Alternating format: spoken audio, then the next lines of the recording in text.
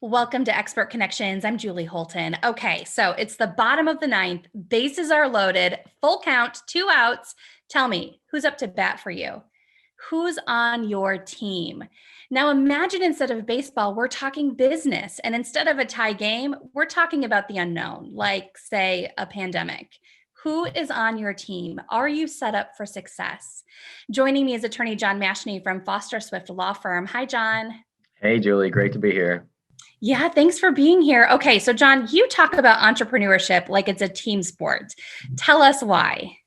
Well, I think it's really easy when you're an entrepreneur or even in any organization to get caught up in what you can personally do, right? And you only have a certain amount of time, a certain amount of energy, a certain amount of resources. And if you want to grow and have success beyond just you being busy, right, you need to build a team of people. And I often say that building the team is the number one thing that you need to do before anything else. And once you build that team, the team then builds your organization, your business, or whatever it is. And so if you pick the best teammates and you find the right teammates, then you can have really whatever type of success you want. But if you're missing a key team member, then you're going to have a gap, you're going to have problems, you're going to be really in a tough spot, especially when unexpected things happen, like a pandemic or any other problem that pops up. So really, to me, building a team is the main thing that needs to be focused on as an entrepreneur or a business owner, or even if you're or a part of any organization. Absolutely. And I'm sure it's finding the right team members so that as you build your team, you're really adding people, adding their strengths. So you're one, not doing it all, but you really have the right people in the right places. So tell me about this starting lineup. And I hope you like baseball because I'm using this analogy, but it's springtime. So tell me about the starting lineup. Who do I need on the roster to make sure that I'm set up for success? Yeah, that's a great question. And I talk about this with our clients all the time and business owners and entrepreneurs all of the time. Really, it depends on your business. So the members of the team depend on what you do, but there are certain members that you're going to be needing as part of your business no matter what. Like it's specifically business or even in nonprofits, right? You need a good accountant. You need an attorney. You need it very oftentimes an insurance agent, right? Oftentimes you also need a banker. And then thinking through, once you have those pieces in place, thinking what's specific to your business. You often need a marketing team or a PR team, right? And these can be internal or external. Speaking specifically about what I do in law, you don't just need one lawyer very oftentimes. There are different types of lawyers that you might need to talk to.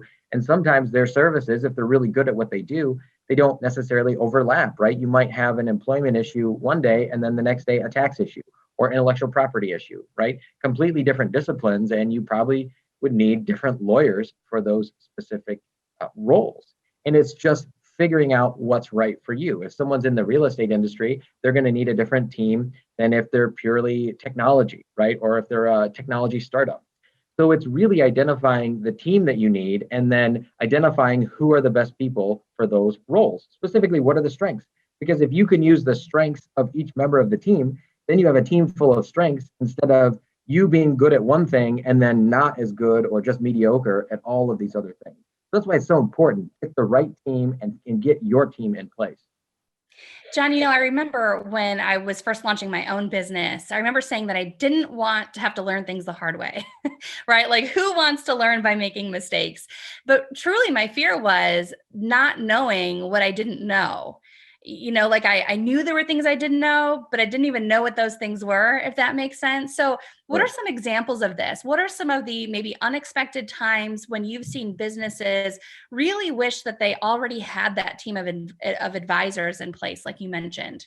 Well, I think it's, just speaking particularly in terms of legal, right? For me personally, not organizing your business properly, right? Not taking the proper formalities, not having agreements in place, not or using agreements that don't do what you think they're going to do, right?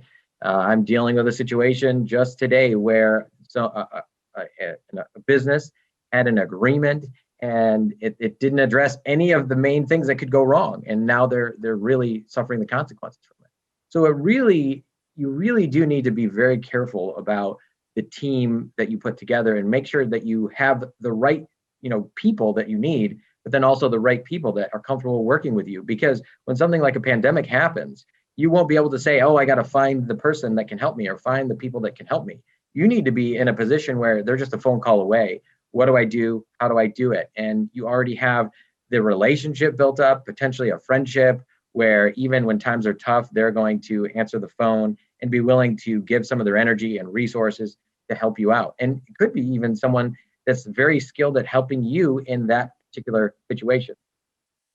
Yeah, I think of the pandemic and how many small businesses in particular needed to find a banker, whether it was dealing with PPP loans, and of course, there were legal aspects to that as well and tax aspects.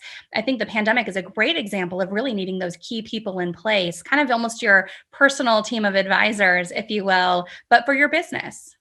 There's no question. And very oftentimes, when you have those personal relationships, they can make the difference between success or failure of your business.